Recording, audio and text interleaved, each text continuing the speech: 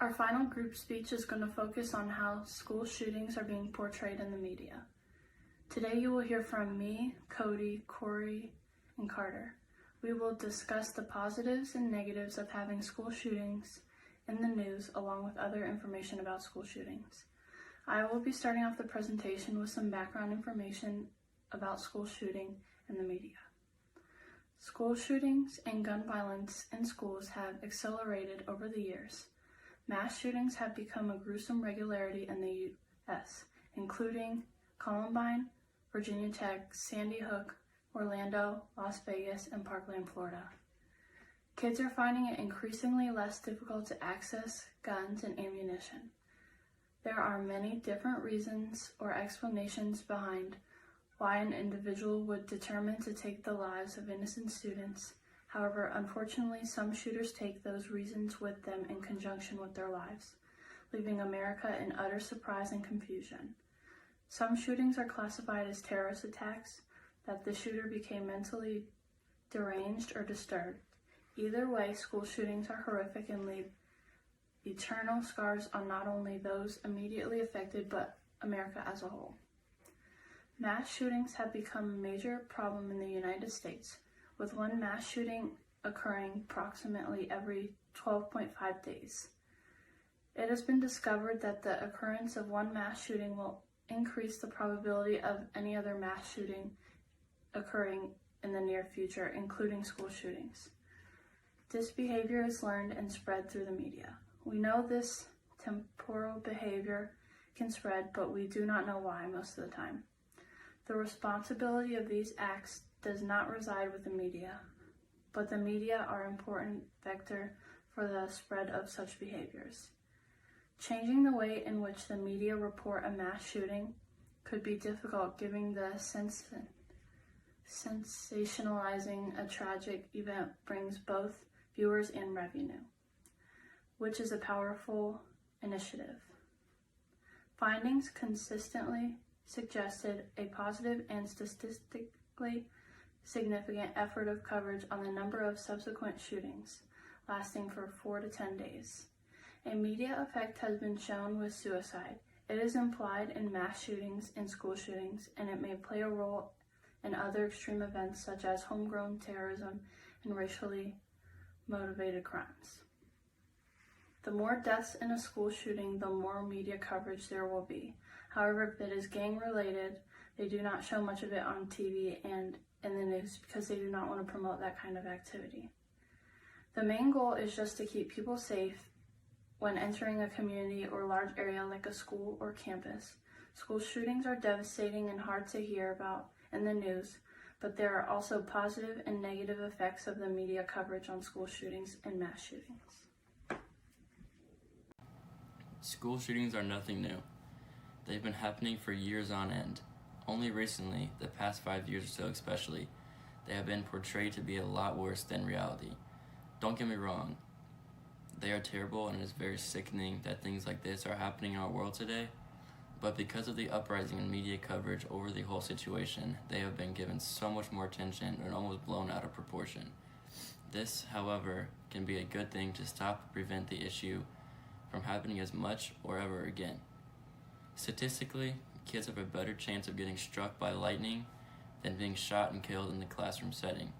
The classroom remains the safest place for kids to be throughout the school day, but this has not stopped the government and schools from investing billions of dollars into safety equipment like surveillance cameras, security checkpoints, security guards, and even armed guards or teachers.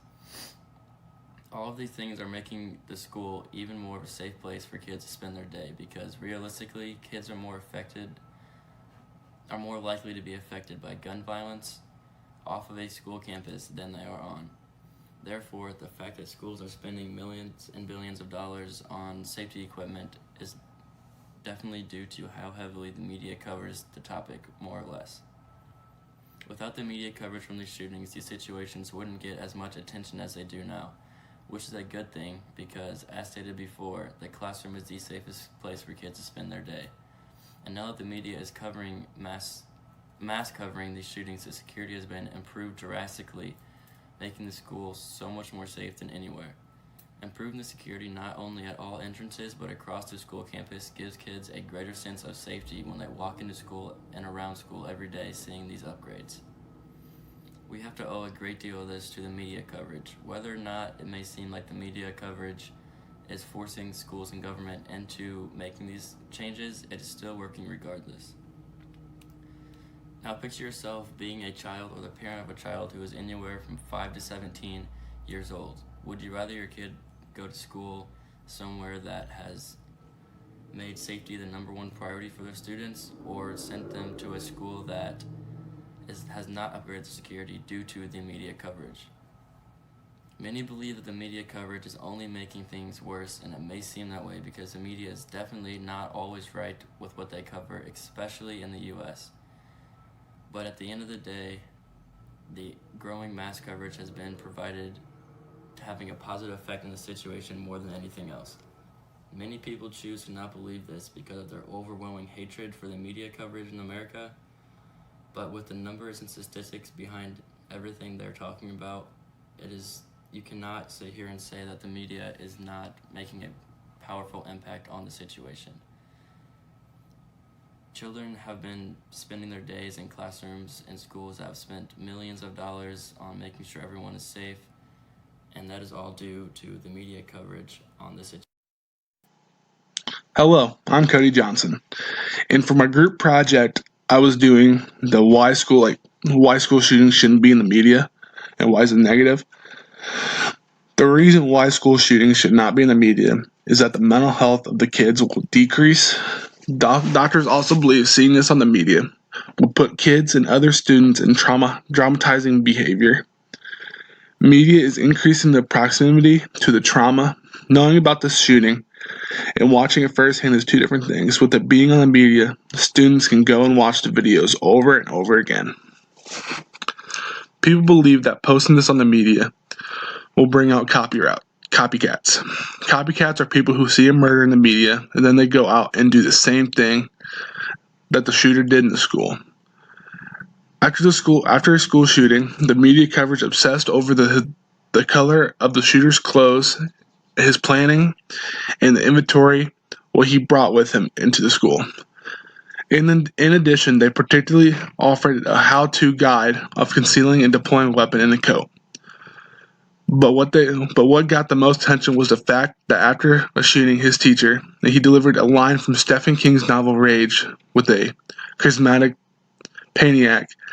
After this was said, he was an icon to the people we call copycats.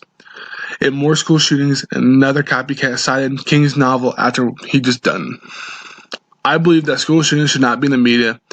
With the shootings being in the media, it just makes everything worse in the long run. And it just brainwashes kids sometimes into becoming copycats and just pushing them over the edge. Thank you. Hi, my name is Kordelia Ulrich, and I am part 4 of the group speech that is about the benefits and the downfalls of having school shootings and mass shootings being portrayed in the media. I am super sick, so I'm very sorry about that. So really quick, I want to do a general overview on the topic as a whole. So our topic was the benefits and the downfalls of having shootings being portrayed in the news and in the media. And we wanted to talk about the psychological and the sociological and the moral effects that happen on people, that happen on society when news organizations or when the media covers different shootings and different tragic events. So, why the news should portray them. So, the whole point of the news is to inform the people, is to keep everyone kind of in the same loop so that we all know what's going on.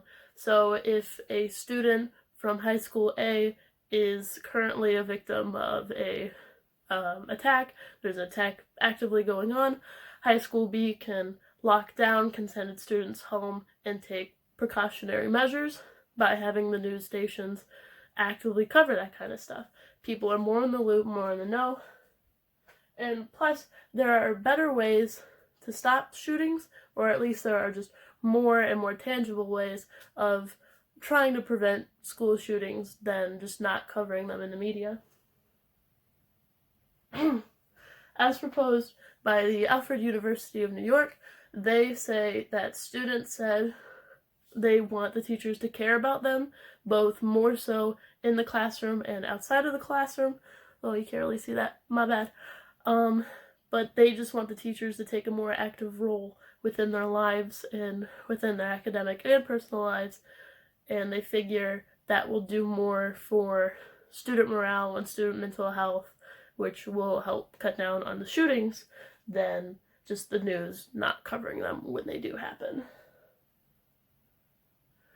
So why shootings should not be covered by the news? So as stated by author Joseph Grenny in his online article, all too often, media and the news turn shooters into miniature celebrities. We are all aware of the Columbine shooters, we are all aware of the Sandy Hook shooters, and that is because the media and the news amped up what they did, and not to say that what they did wasn't that bad, but the news went into detail about where they got the weapons, what they looked like, what their background was, and kind of fed them the attention that they were looking for in the first place. So rather than finding healthier ways to find attention and to cope through whatever they were going through, the media fed them that attention by doing such a heinous thing. So, an overall conclusion of the topic. In conclusion, there's obviously a close relationship between the news and between the media and between school shootings and mass shootings. So, as a whole, there's data on both sides. Like, there's arguments to be made that the news should not cover it, that the news should lessen what they do, and there's also data that the news needs to keep doing what they do, and some people even feel that the news and the media does not do enough. They don't feel like they have enough information when these kinds of things do happen. But overall, we can see the media and we can see the news probably continuing to cover and to speculate on these events, no matter if it actually is for better or if it is for worse. Here are our sources. These are not just sources I use, but these were sources collected through all four of my group mates, Hannah Unkefer, Cody Johnson, and Carter Sinnok. Thank you. Have a good day.